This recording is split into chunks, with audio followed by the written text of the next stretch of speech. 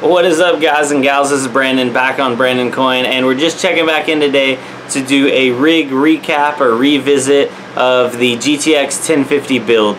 So let's jump over to that.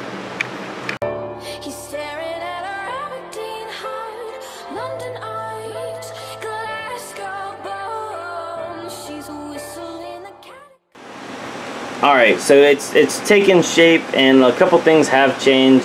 But basically, we have an Octominer here, and it's super simple. It comes with its own little processor included. You just slam 4 gigs of DDR4 RAM, and it's the SODIMM laptop RAM. And then you plug in your graphics card straight into the motherboard. As you see right here, I have 7 GTX 1050s, and then on the end I have a 1080. Don't mind that 1080. I was just doing some testing, stress testing on this power supply. But imagine that that's a 1050. So we have 8 1050s in here, and they're all the Gigabyte dual fan models. And to keep it cool, I have this. It's pulling heat off the top, and then I also have a box fan blowing on it. I put the box fan behind it, blowing forward, and actually the cards were running hotter. So I just have the air blowing into it like this. But for the video right now, I have the fan pulled off of it. So I'll go into the costs of all these and what they produce and that kind of thing downstairs, but I just wanted to show y'all how the Octominer is set up. I have the server power supply right here. These are like 20 bucks on Amazon, and then at the back I have the breakout board on the back of it, and all those plugs run around and they plug into the back of the Octominer. Let me see if I can get a good shot of it right here, like right there. So if that shows it. Once you have those plugged in, these 1050s just pull power straight out of the motherboard, so make sure to plug the Octominer up with all those plugs on the back. And then the 1050s don't take any external power, at least these models don't, unlike that 1080 and then some of the higher end like 1060s, 1070s, stuff like that, they all require external power. So super simple, super easy. These cards run pretty cool for being that close together. I don't think I could get away with running like 1080s that close together, all close like that, because I think they would overheat.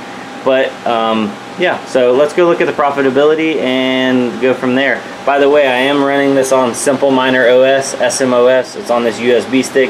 So I got the internet, USB, graphics cards, RAM, super simple, cheap power supply, and everything works. So yeah.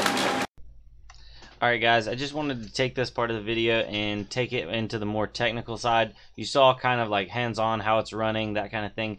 But these are the exact graphics cards that are in that rig. There's 7 of them currently, but for the sake of calling it a full rig, I'm going to assume that one 1080 is out and I have an 8th 1050 in there. Just you'll see when I bring up the spreadsheet here in a second. As you can see, I bought all of mine either on or before January 10th. I didn't buy them all at one time, but this price right here is ridiculous. Do not buy these cards for $172. The link will be down below in the description, hopefully, so when people see these, they'll be back in stock, and they'll be in stock for a cheaper price. I paid between $119 to $129 for all of mine. Hold on one second. Okay, I was just making sure my mic is picking it up. So yeah, I paid between $119 to $129 for this breakdown. I'm going to just assume that I paid $129 for all 8 of them.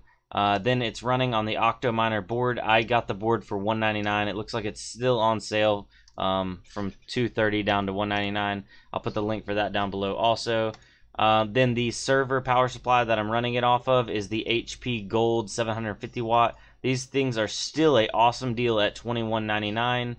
And then the breakout board that I'm running is the S Union. It's $45.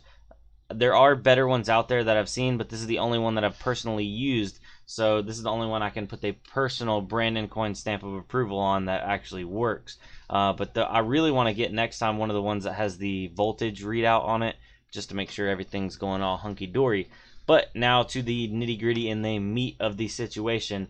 This is the GTX 1050 2 gigs. We are mining Zencash, getting about 170 sols per card, roughly. Some are getting more, some are getting less. Times 8 cards, you're looking at 1,360 sols for the system. That comes out to 0.00055 BTC per day, or 55,000 Satoshis per day. So that comes out in fiat to $5.34 in the US. Now I have them all undervolted to 40 watts per card, and that comes out to 320 watts total. The reason why I went to 40 is because if I have it up to the full 75 watts, I only gain a couple sols per card, but if I go under the 40 watts per card, I have a significant drop off, and it drops from 170 to about 140. So it looks like 40 is like the magic range for what my 1050 is like.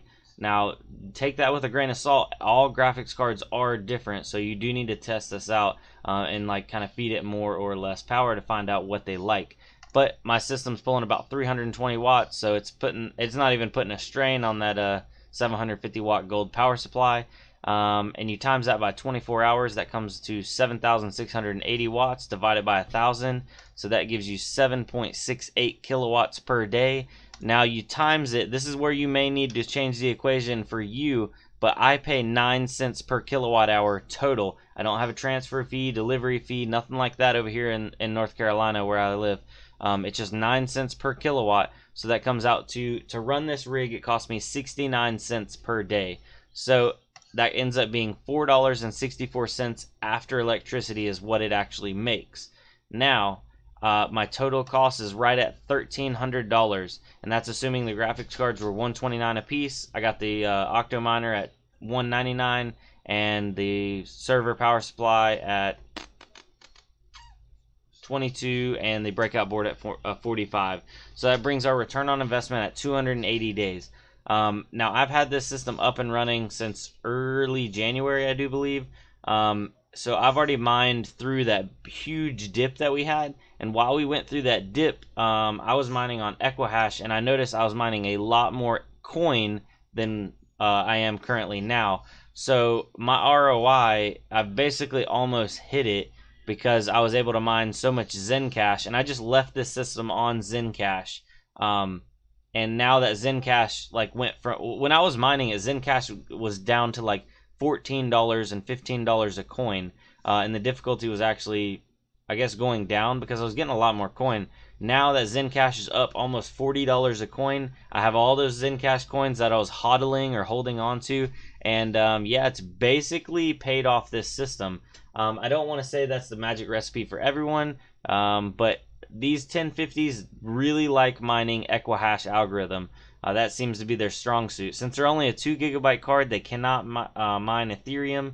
But I am curious to put these things on the Pigeon coin and Raven coin to see how they do. But for right now, this is like my dedicated Zencash rig. So I just want to leave it on Zencash because it likes Zencash. And also I like the Zencash project. After watching Voscoin and seeing all about it and you know, what he thought about it, it really hooked me. So I kind of like to have like one rig for each thing, because a lot of people are like, oh my god, you know, jump ship, and they move all their system over to one coin. And you know, I've always believed in the old saying, you know, don't put all your eggs in one basket, so to speak. So I got a lot of eggs and a lot of baskets, or maybe like one egg in one basket, but I got a lot of baskets. I guess that's how you put it.